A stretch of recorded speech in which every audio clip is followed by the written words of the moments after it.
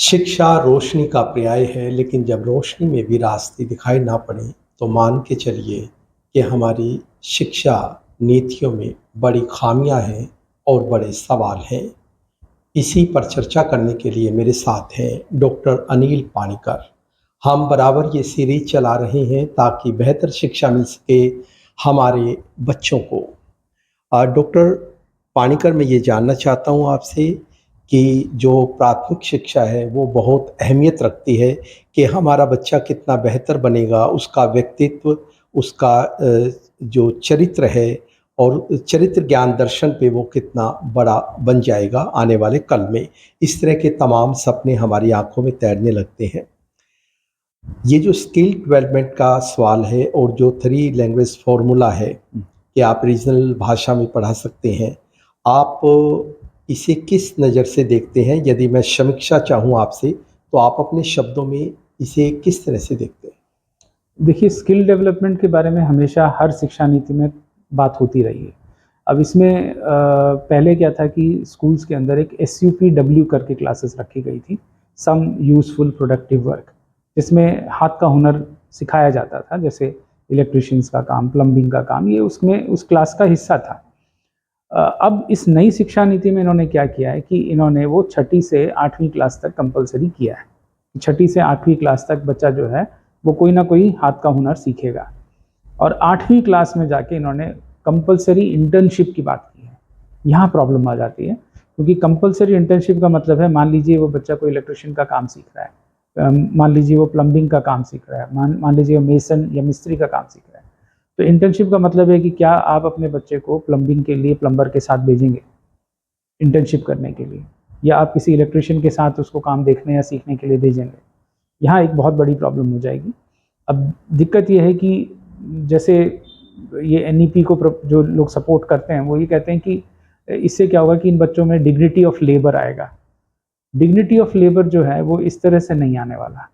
Dignity of labour आने के लिए आपको अपने समाज का माहौल बदलना पड़ेगा, परिवार का माहौल बदलना पड़ेगा। ये जो तरीका है ये अगेन कागज़ पे रह जाएगा। इंटर्नशिप भी लोग इंटर्नशिप का कहीं ना कहीं से बनवा के वो रिक्वायरमेंट पूरी करेंगे, तो ये सुनने में अच्छा लगेगा, लेकिन प्रैक्टिकली इसका इम्प्लीमेंटेशन मुझे नहीं लगता कि हो पाएगा। इसकी प्रतिछाया कहीं बाल मज़दूरी की शक्ल में देखते हैं? वो आपको देखना पड़ेगा, क्योंकि ऑब्वियसली 8वीं क्लास का बच्चा जो है वो बाल मजदूर में ही आएगा। लेकिन आपने एक नया नाम दिया उसको इंटर्नशिप, तो शायद इसको मजदूरी ना कहें, क्योंकि उसके लिए उसको पैसे नहीं मिलने वाले। तो ये भी एक अजीब सी बात है कि आपने इसको एक नाम दे दिया, जिसके कारण इसको बाल मजदूरी की कैटेगरी में नहीं रखेंगे आप। ये जो भाषिक ज्ञान है, आप कितना इत्तेफ़ाक रखते हैं? क्या ये वाजिब है कि अपनी रीजनल भाषा में पढ़ाया जाए?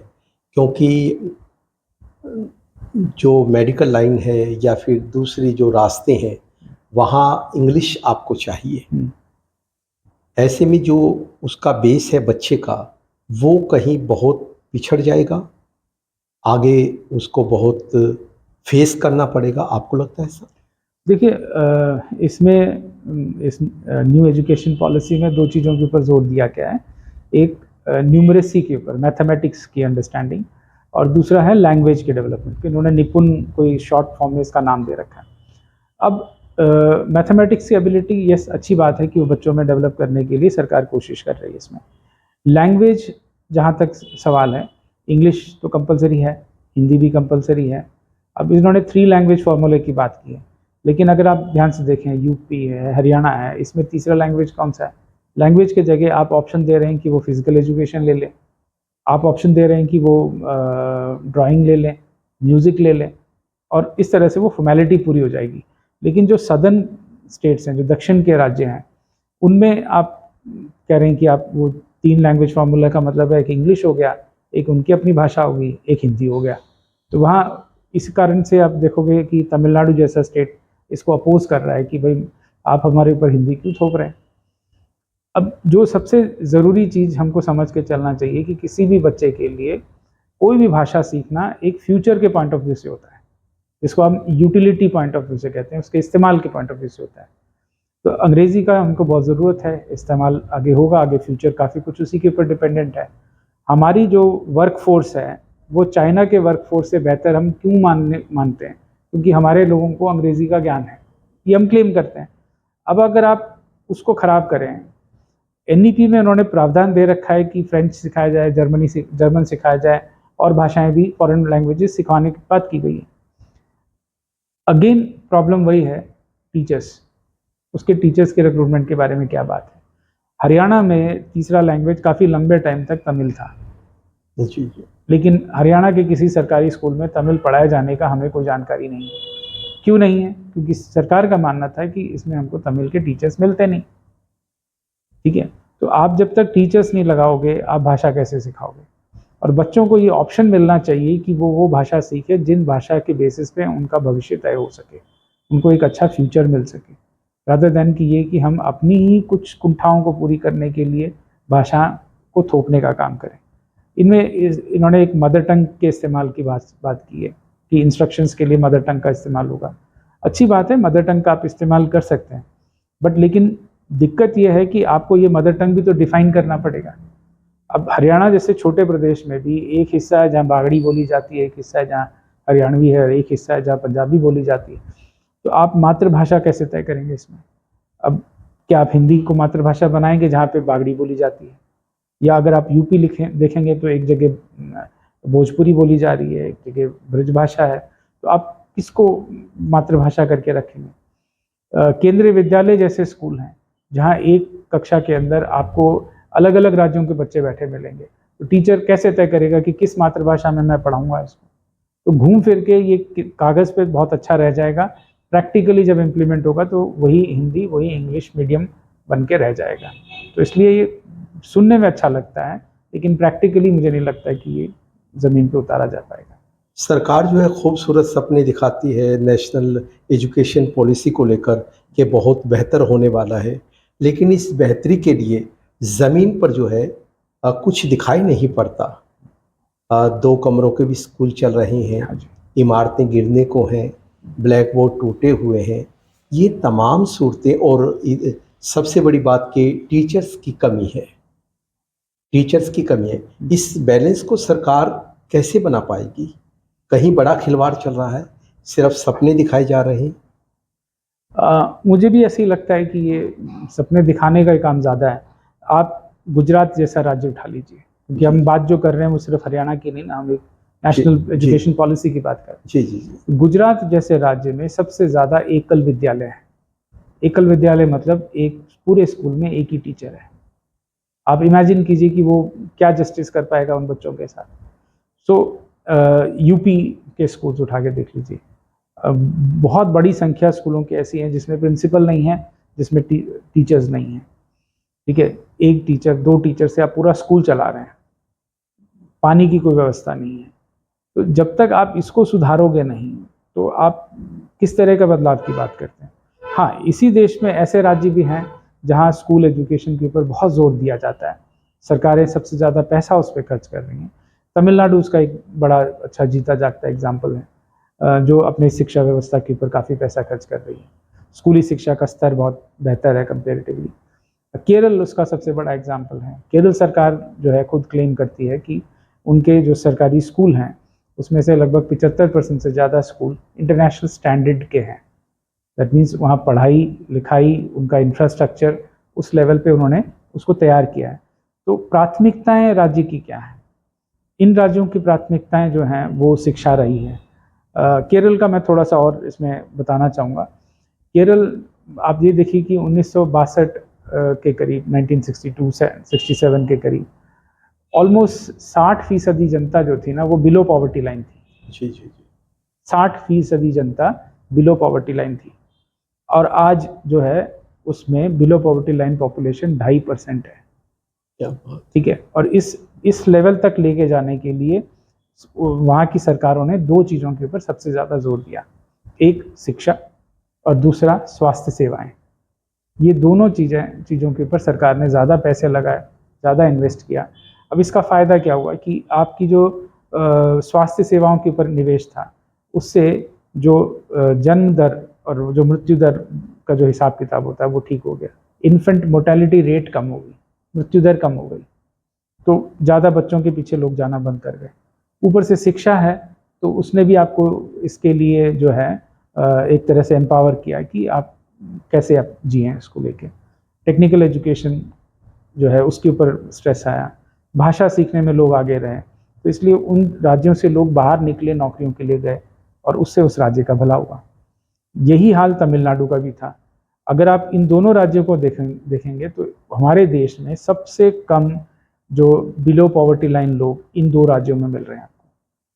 आप इसको कंपेयर करके और राज्यों से देखिए जिनको हम बीमारू राज्य बोलते हैं, बीमारू स्टेट बोलते हैं। मध्य प्रदेश है आपका, यूपी है आपका, आप देखिए कितने पिछड़े हैं। नीति आयोग की रिपोर्ट में सबसे पिछड़े हुए राज्य हैं। जी जी। और नीति आयोग की रिपोर्ट ही कहता है कि यहाँ ज़्यादातर बच्चों को जो है अंग्रेजी पढ़ना लिखना 8वीं 9वीं क्लास में भी नहीं आ रहा है। तो आप शिक्षा को आपने कितना पिछड़ा बना दिया इन राज्यों पे। आपका ना बजट एलोकेशन है, ना आपका मन है, ना आप उसको ठीक कर रहे हैं। और इन राज्यों में सबसे ज़्यादा गरीब पॉपुलेशन है हमारी। तो अगर आप किसी राज्य को ठीक करना चाहते हैं, उभारना चाहते हैं, तो उसमें आपको इन दो चीज़ों के ऊपर सबसे ज़्यादा ध्यान देना पड़ेगा। वो है शिक्षा, और सबके लिए अच्छी क्वालिटी का शिक्षा, सबके लिए। जी जी। ठीक है, और सबके लिए अच्छी स्वास्थ्य सेवाएं। जी जी। तब जाके हम एक देश के रूप में तरक्की कर सकते हैं, एक विकसित देश बन सकते हैं। हरियाणा स्टेट की यदि हम बात करें तो जो मुकम्मल तस्वीर उभर कर आ रही है स्कूल से, मैं खुद भी प्रत्यक्ष तौर पे देखता रहा हूँ कि टीचर्स जो है अलग अलग कार्यों में पिस रहा है और बच्चे जो है वो कहीं उस अव्यवस्था के शिकार हो रहे हैं। मिड डे मील का भी एक बड़ा सवाल है। टीचर जो है मिड डे मील में पिस रहा है। किस स्टेट का आप उदाहरण देना चाहेंगे जो रोल मॉडल है इस दिशा में? हाँ, और क्या कुछ आप कहना चाहेंगे? क्या मिड डे मील से आप इत्तेफाक रखते हैं, सहमत हैं? नहीं, मिड डे मील से मैं बहुत इत्तेफाक रखता हूँ। आप ये देखिए कि बच्चों का जो स्कूल अटेंडेंस है जी वो जहाँ मिड डे मील की क्वालिटी बेहतर है वहाँ बहुत ज़्यादा बढ़ी है। जी तमिलनाडु उसका एग्जाम्पल है। तमिलनाडु में बहुत अच्छा खाना दिया जाता है मिड डे मील में। वहाँ की सरकार जानना चाहती है बच्चों से कि आपको क्या खाने में पसंद है, हम वो आपको दें। केरल उसका बड़ा एग्जाम्पल है। केरल में जो है मिड डे मील बनाने का काम टीचर का नहीं है। उसके लिए उन्होंने एक मतलब जो वहाँ की औरतें हैं, जो औरतें मतलब घर पे खाली हैं, कुछ एक्स्ट्रा काम करना चाहती हैं, सामाजिक रूप से जुड़ना चाहती हैं, एक कुटुम्बश्री करके प्रोग्राम चला रखा है। तो कुटुम्बश्री की औरतें जो हैं वो मिड डे मील बनाने का काम करती हैं। तो वो बहुत स्वादिष्ट बनाती हैं। स्वादिष्ट इसलिए भी बनाती हैं क्योंकि वो खुद भी खाती हैं, जी जी। ठीक है, बच्चे भी खाते हैं, तो उसकी क्वालिटी वो ठीक रखते हैं, ठीक है। और अब कर्नाटका जैसे जो सरकार है वो खाने में जब से उन्होंने अंडा वापस इंट्रोड्यूस किया है, जी जी जी। तो आप देखोगे कि उनकी जो बच्चों की हाजिरी है वो कई गुना बढ़ गई। जी जी जी। ठीक है, तो बच्चों को जो आप सही पोषण देना चाहते हैं, सही खाना दें, क्वालिटी खाना दें, तो अटेंडेंस बढ़ता है और वो अच्छा है शिक्षा के लिए। और at the same time teachers को ये अन्य कार्यों में नहीं लगाना चाहिए। टीचर्स प्राइमरीली वहाँ किस लिए हैं? वो पढ़ाने के लिए हैं। उनको उस काम के लिए आपको रखना चाहिए।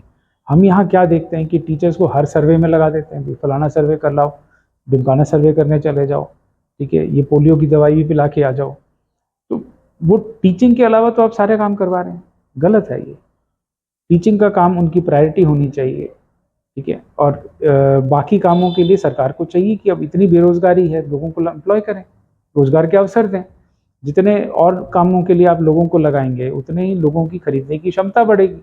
जितनी खरीदने की क्षमता बढ़ेगी, मांग जो है सेवाओं की और सामान की वो बढ़ेगी, तो उससे हमारे आर्थिक विकास और ज़्यादा अच्छा होगा।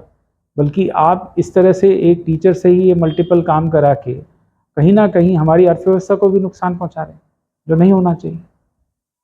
सरकारें कह रहे हैं कि सबकी रायशुमारी हुई है नेशनल एजुकेशन पॉलिसी में, बावजूद उसके इतने गंभीर सवाल जो हैं वो देश में गूंज रही हैं। इसके पीछे की वजह क्या है? बड़ा उलझाव सा है। देखिए, जब हम इस तरह की पॉलिसी के ऊपर डिस्कशन की बात करते हैं ना, तो वो एक ओपन डिस्कशन ज़रूरी होता है जी जी। और इसमें हमको डाइवर्स व्यूज़ लेने चाहिए। जी जी। दूसरा, हम जब एक शिक्षा नीति ड्राफ्ट कर रहे हैं तो हमको ये भी देखना चाहिए कि इस राज्य में कौन से राज्य हैं जो शिक्षा में ज़्यादा अच्छा काम कर रहे हैं, उनके बेस्ट प्रैक्टिसिंग मॉडल्स क्या हैं और क्या उन मॉडल से हम कुछ सीख सकते हैं जिसको हम राष्ट्रीय लेवल पे लेके आ सकें। वो मुझे इसमें दिखता नहीं है। मुझे इसमें ये दिखाई देता है कि काफ़ी बड़ी जगह पे अच्छी बातें लेके आपने कह दी, उनकी प्रैक्टिकल इम्प्लीकेशन उसको कंडक्ट करने के बारे में आपको कुछ नहीं मालूम, आप कुछ कह ही नहीं रहे। बजट आपका है नहीं, बजट एलोकेशन सेंट्रल गवर्नमेंट का नीचे गया है। आप इस बार का हरियाणा गवर्नमेंट का बजट उठा के देख लें तो आपको पता लगेगा कि पूरी तरह से हरियाणा गवर्नमेंट इस बजट में सेंट्रल एलोकेशंस के ऊपर जिंदा है, कि सेंटर कुछ देगा तो उसके ऊपर जिंदा है। कल यहाँ कोई सरकार बदली तो पता लगेगा कि अगर केंद्र में सरकार कोई और है तो ये फंस जाएंगे। तो स्टेट जो है उसको भी फाइनेंशियल ऑटोनॉमी चाहिए ताकि वो शिक्षा जैसी चीज़ों को प्रायोरिटी पे रख के चल पाए, वो मिसिंग है। न्यू एजुकेशन पॉलिसी या नेशनल एजुकेशन पॉलिसी के साथ ये है कि इसके ऊपर आप बात करने को तैयार नहीं। अभी भी आप क्या कर रहे हैं कि आप अपने सीबीएसई के प्रिंसिपल्स को बुला रहे हैं, उनको ट्रेन कर रहे हैं कि जाओ समझाओ कि बहुत अच्छा है, बल्कि उल्टा आपको ये करना चाहिए कि आप हर स्कूल से व्यू लो कि मतलब ये पॉलिसी हम जो रख रहे हैं ये क्या आप इम्प्लीमेंट कर सकते हैं, और अगर इम्प्लीमेंट करेंगे तो इसमें क्या दिक्कतें आएंगी, उन दिक्कतों के ऊपर बात करें और उसको कैसे दूर किया जा सकता है उसके ऊपर कार्रवाई हो, तब तो ये सही मायनों में इम्प्लीमेंट हो पाएगा। नहीं तो ये वैसे ही रहेगा कि हम लोगों को सिखा रहे हैं तारीफ करना, लेकिन प्रैक्टिकली हो नहीं रहा, तो हम ऊपर ऊपर से लीपापोती करके चले जाएंगे, जो हो रहा है। बहुत ही उम्दा जानकारी दी है डॉक्टर अनिल पानीकर ने, और वास्तव में इसे सुनना बेहद ज़रूरी है, क्योंकि सवाल हमारे बच्चों के भविष्य का है, और बच्चों का भविष्य देश की असली तस्वीर को रेखांकित करता है। मैं स्कूल्स में जब देखता हूँ आंगनवाड़ी के झूले और तमाम ब्लैक बोर्ड, तब मुझे लगता है जैसे अभी खुदाई में ये अवशेष निकले हैं। हालात ये है, तो हम किस तरफ जा रहे हैं सोचना लाजिम है। Mukesh Sodhi, news line Hindi.